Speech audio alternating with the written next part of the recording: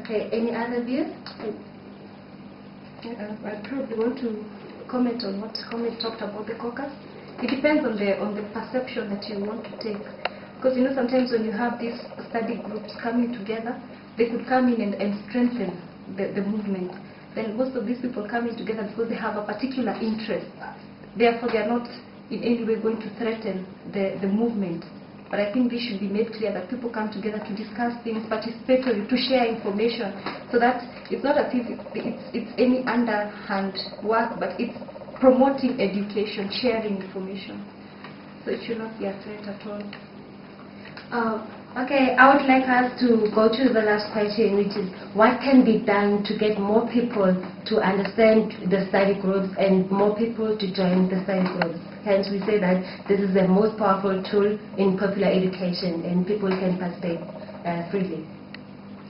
What can be done in order to overcome these challenges and draw more people to do study groups? Okay, good. I'd probably say earlier, it's probably to incorporate other forms of participatory education. You could probably incorporate music. You could even put in theater, because that brings in the more components of participation. And there's more participation when you bring in all these components, and then you add variety, and so there's the richness. Okay, we come to the end of our show today, and with everyone who has questions, our number is on the screen, and we'd like to say good night. I'm from the Anti-Privatization Forum. Okay, thank you, comrade. We have discussed our topic before. Can I just ask a few questions in relation to our topic? What did you describe as state of political participation and leadership of women in our struggle today?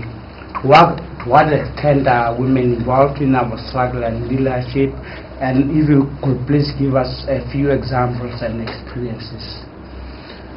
Okay, yeah, sure. Maybe as a social movement that is fighting for the forms of oppressions which are there, I can say currently the state is that there are more women who are participating in political struggles, and they have key leadership roles that are taking place.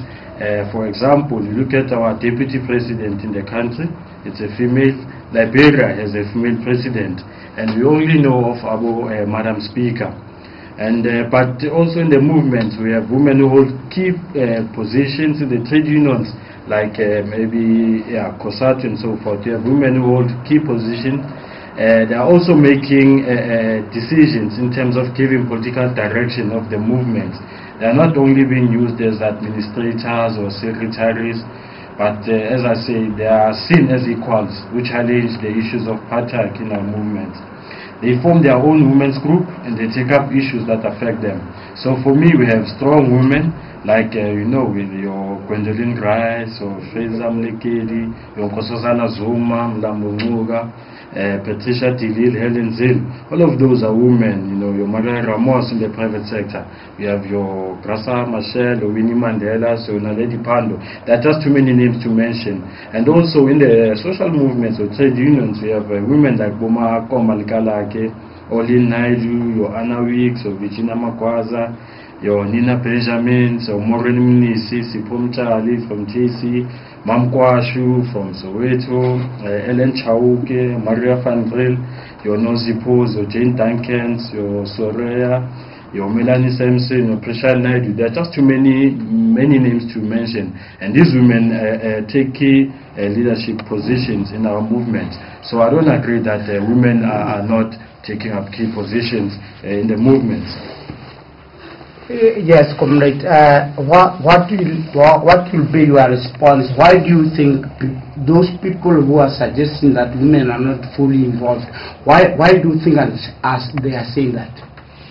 I think the key for me is that they are seen as followers, and they are not being seen as the ones who are taking the lead. But as I've highlighted, my point is that they lead the struggles, and then they are given the platform to pursue their own struggles.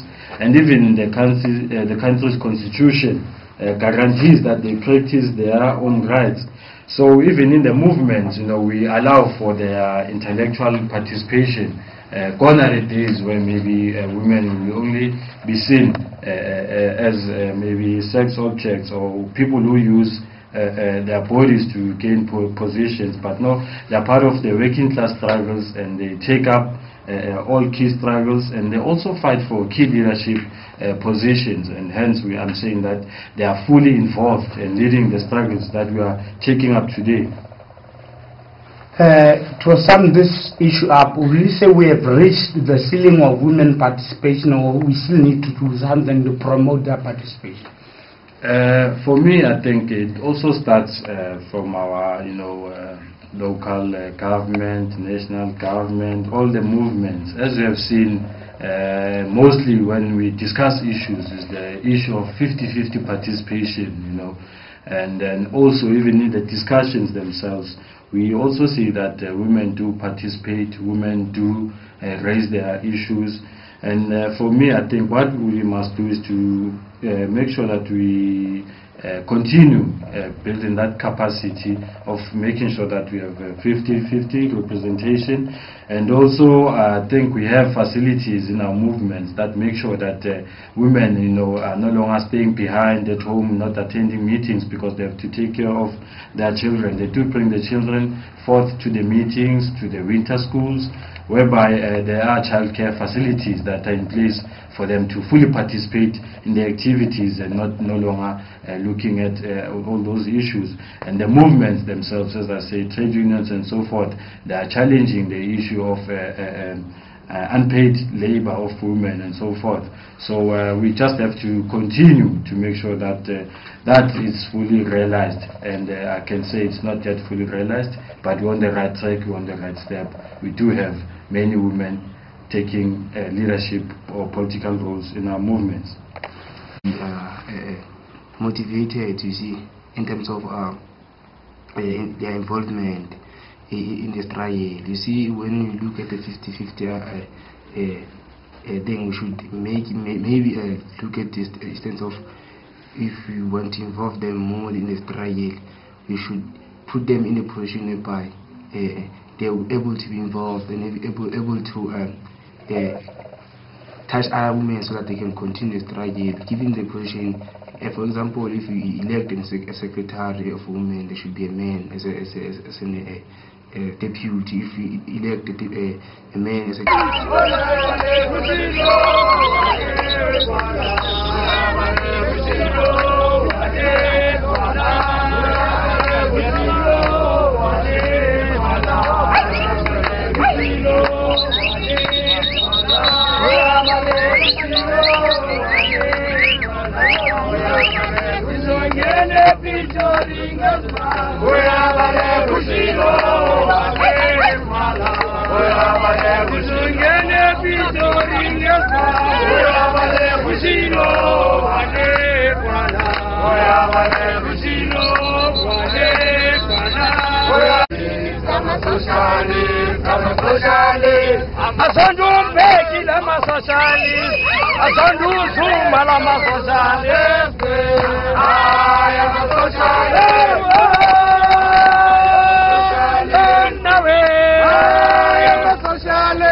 I'm a socialist. I'm a socialist.